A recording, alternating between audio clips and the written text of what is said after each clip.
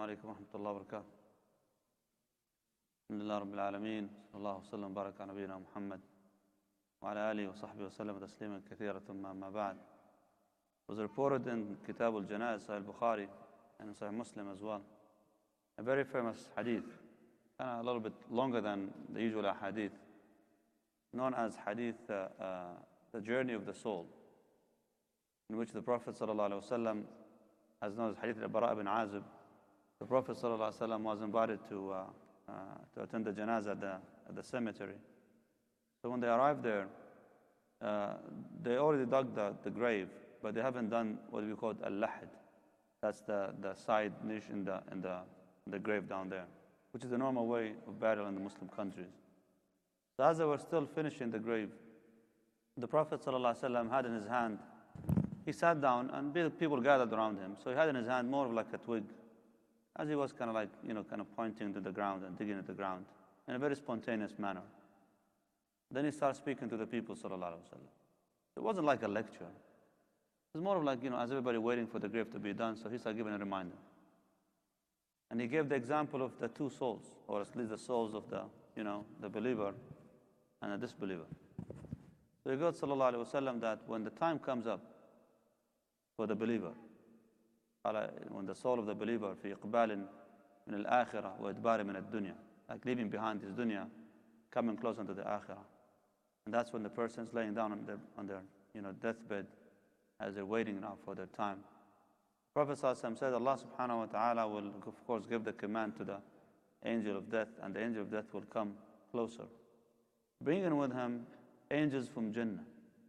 And these angels from Jannah, they're holding in their hand shrouds from Al-Jannah, and utran, and perfume from Al-Jannah. And then the angel of death will call upon this believing soul. It says in the most beautiful way, to call that soul to come out. Ukhruji, come out, by the grace of Allah subhanahu wa ta'ala, and to the mercy of Allah azza wa jal. So the Prophet ﷺ said that the soul of the believer responds in a graceful way that comes out just like the water comes down from the pitcher or the cup when you put it down. Is it difficult to do that? Of course not. It goes so easy. So the soul comes out so easy. And the moment the angel of death takes charge of that soul, he immediately sends it into the hands of the angels who are at distance waiting for him. So they take that soul, they wrap it with the shrouds from Al-Jannah, and then they took it all the way up into the seventh heaven. So as they go up from one layer of heavens to the other one, from one sama to the other one, every time they stop by the gates and they ask for permission. So the inhabitants of the heavens, they would say, who is that person? Who is that soul? And they call this person by the most beautiful names they've ever been called for in dunya, because they smell so beautiful smell coming from them. And they say, he is Fulan ibn Fulan, the best beautiful names they've been known, with in dunya. So they keep going from one layer to the other one until they meet their Lord subhanahu wa ta'ala, and Allah azza wa jal ask them, a few questions that shows their sincerity, their truthfulness. And Allah will say, Sadaqa abdi, my servant told the truth. So send them back down there. And there they will be waiting in the grave until the day of judgment. So the soul will be brought all the way down. When the person is buried, the soul goes into that same spot, like it sinks in the ground there. Again, in a manner that we don't understand how, because that's part of ilm al-ghayb, the unseen, and part of what we call al-barzakh. So the Prophet ﷺ mentioned that when this happens, then eventually the person as there comes to them, the two angels. And they're kind of rough and harsh. It's a test. So they bring the person to sit up. And they ask him, Man Rabbuk, Ma Dinuk, Ma Taqul for Rajul Dubi'ata Fikum. Who's your Lord? What was your faith and your deen? Who was the man that was sent to you? So the person who's been given tawfiq from Allah subhanahu wa ta'ala because of their faith in the dunya will be given easy access to the answers. And even if you know the answer in dunya, if someone is in trouble in the dunya because of their a'mal, they won't be able to pronounce these answers because it's so horrifying that they'll forget about their names in the first place. Eventually they'll be able to give the answers, and the answer comes from Allah subhanahu wa ta'ala from heaven. Sadaqa abdi yufrush lahu min al-jannah. Spread, all the pleasures, or at least like furnish his grave from Al-Jannah.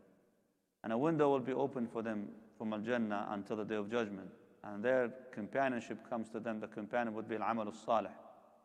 And as it comes, they will say, who is this person in the most beautiful, smell and sight? And they say, this is your good deeds. We're waiting for you and accompanying you until that day of judgment.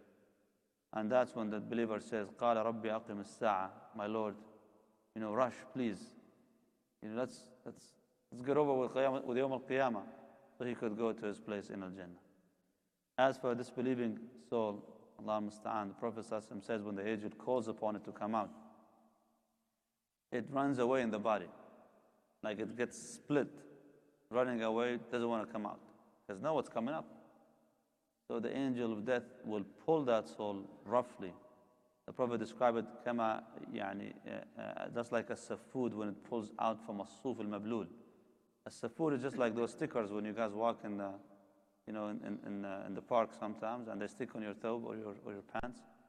Those stickers, when you get them and you put them in the back of a sheep, have you ever tried to pull it out from the sheep wool? It comes out and rips some of the wool with it. May Allah protect us from that. Once it's pulled out, He will give it to the angels who came from Jahannam, with a shroud from Jahannam. And when they try to take it all the way up, it will be rejected from the first heaven, with the worst smell you can even imagine. And they will ask, who is this? So they say, this is Fulan and Fulan, and the worst names have ever been called in the dunya.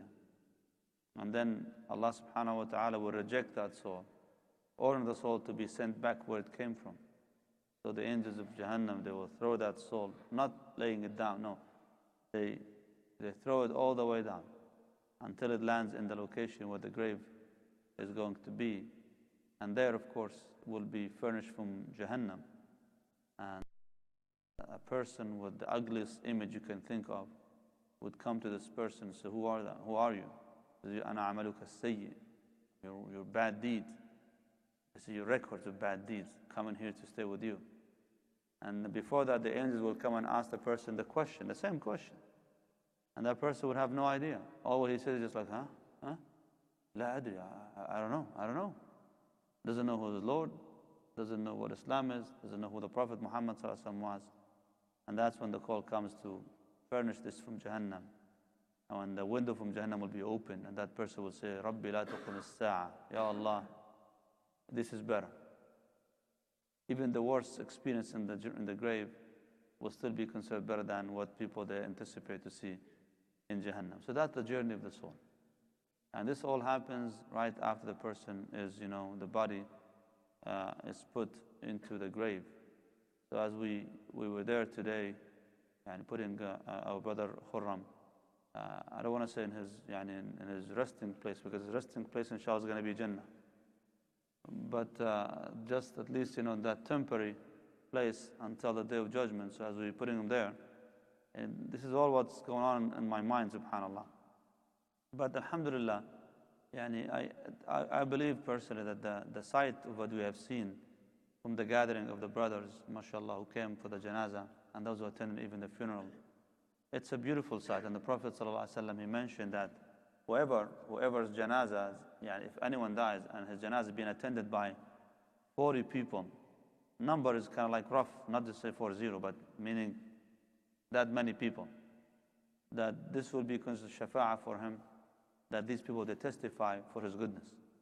Alhamdulillah, I've seen a lot of people, mashallah. That means, he really, really touched a lot of people's hearts and lives, alhamdulillah rabbil alameen, in many ways that we don't probably even comprehend. So I hope that Allah subhanahu wa ta'ala accept that as shafa'ah for him, ya rabbil alameen. We ask Allah subhanahu wa ta'ala to forgive our brother, ya rabbil alameen. Ya Allah, forgive him, ya Rahman, ya Rahim.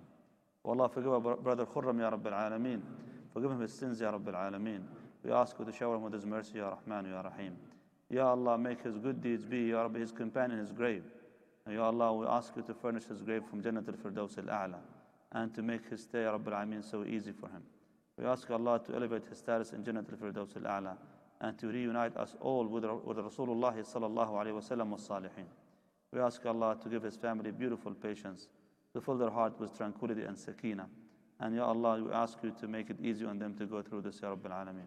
Sallallahu alayhi wa Muhammadin wa ala alihi wa sahbihi wa sallam. Assalamu alaikum wa rahmatullahi wa barakatuh.